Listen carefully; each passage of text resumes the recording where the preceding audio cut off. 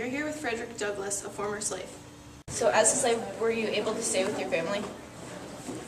I was separated from my mama when I was just a child, so I lived with my grandma, Betty Bailey. I never knew my father. They say he was a white man, possibly my master. And I never got reunited with my mama because she died when I was 7.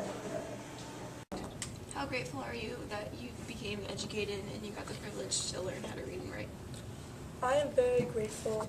I believe that education is the pathway from slavery to freedom.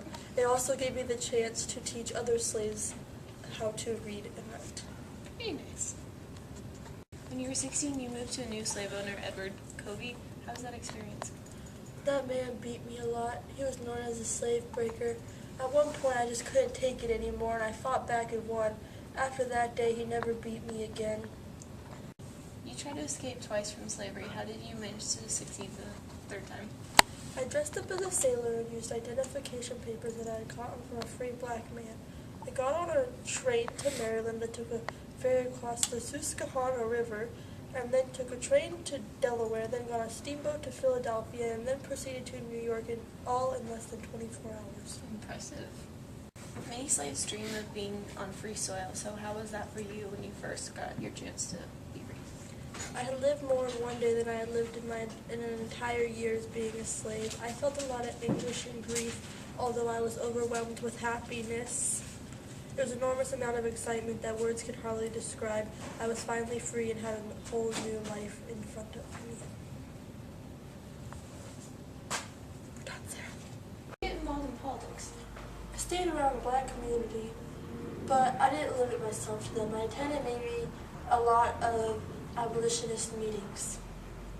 What made your philosophy spread to others?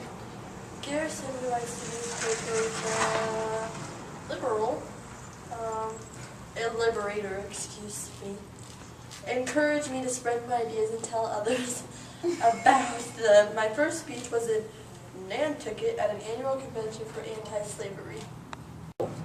Out of all the things you've done in your life, what do you think is the most important thing for others to know about what you've done?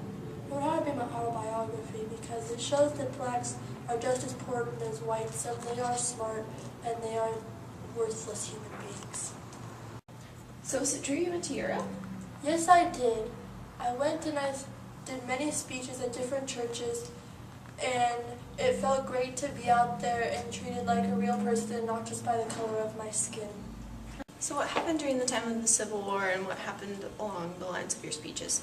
Once the Lincoln Emancipation Proclamation came out, I knew that things would change and that not everyone would agree with it. Though I still did my fighting for the equality of the slaves. Literally, I joined the 54th Massachusetts Regiment to make sure that the law was being followed.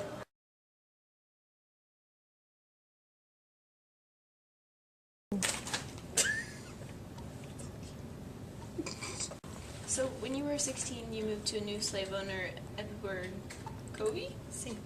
Oh, yes. No. Twice from slavery.